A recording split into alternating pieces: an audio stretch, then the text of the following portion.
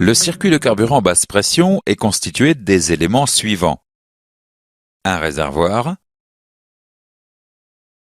un filtre et une pompe basse pression. Le remplissage du réservoir s'effectue par la goulotte.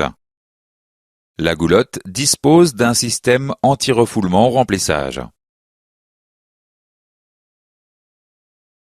Le réservoir dispose d'autres systèmes anti-pollution et de sécurité. Le clapet de mise à l'air libre permet d'éviter les phénomènes de dépression liés à la baisse du niveau de carburant.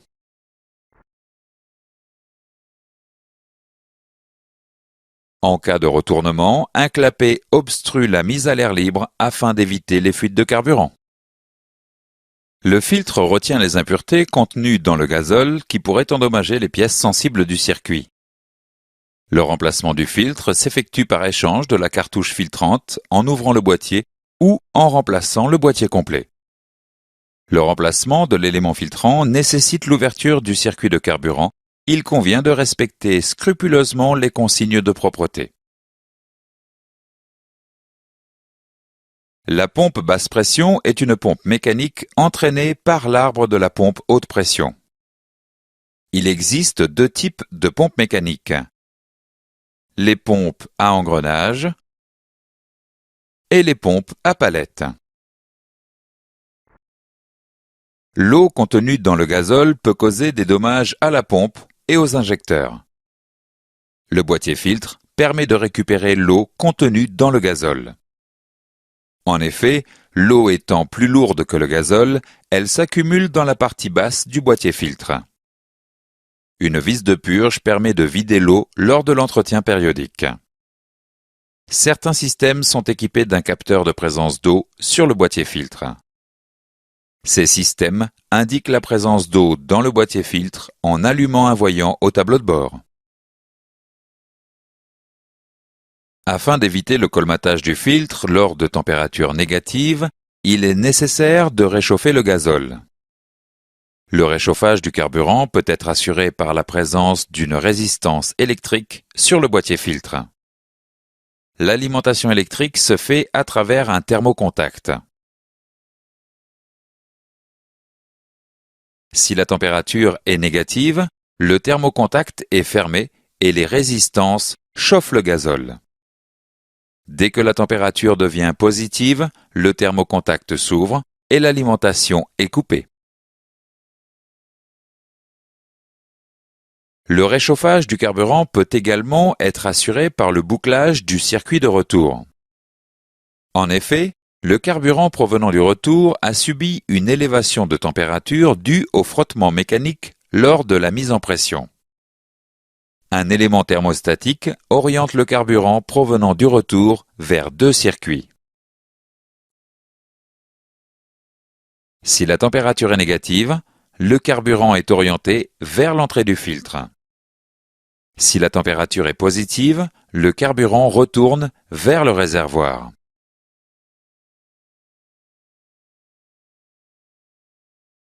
Certains véhicules utilisent un circuit de refroidissement du carburant afin d'éviter sa surchauffe. Le circuit de retour de carburant vers le réservoir se caractérise par la présence d'un serpentin situé sous le véhicule. Le serpentin, soumis au flux d'air en roulage, permet d'abaisser la température du gazole. Certains véhicules disposent d'une pompe basse pression électrique en complément de la pompe basse pression mécanique. La pompe électrique fonctionne alors uniquement sous contact afin d'amorcer la pompe mécanique et de faciliter les démarrages. D'autres véhicules utilisent une pompe basse pression électrique en remplacement de la pompe basse pression mécanique. Dans ce cas, un régulateur de pression situé dans le boîtier filtre régule la pression à une valeur constante. Une poire permet de purger manuellement le circuit d'alimentation lors d'un entretien ou à la suite d'une panne de carburant.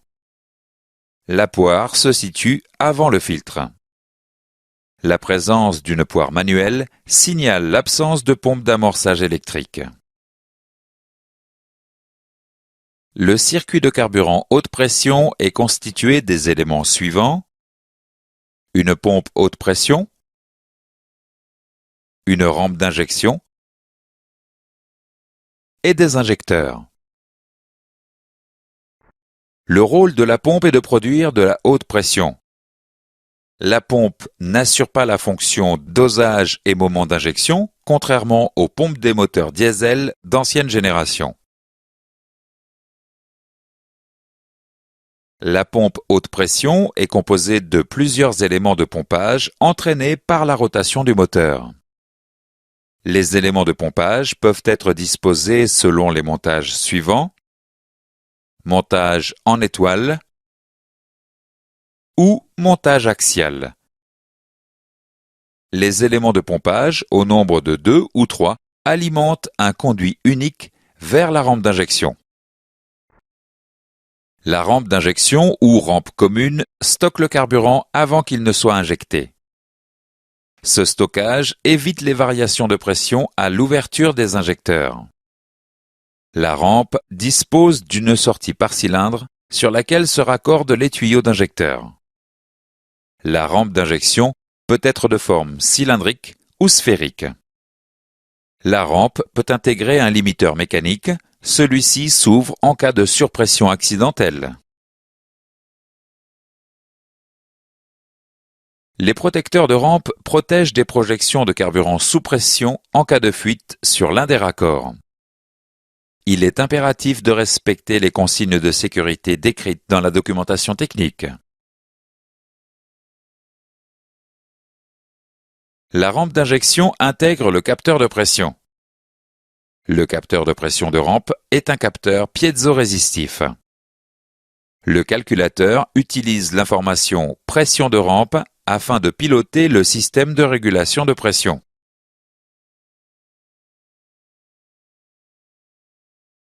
Un moyen de réguler la haute pression dans la rampe est de gérer une fuite à la sortie de la pompe haute pression. Le régulateur de pression est une électrovanne pilotée par le calculateur d'injection. La commande s'effectue par l'intermédiaire d'un courant pulsé modulé RCO. Pour maintenir la pression désirée dans la rampe, le régulateur de pression décharge le surplus vers le circuit de retour. Ce système permet de réguler la pression de carburant dans la rampe très rapidement.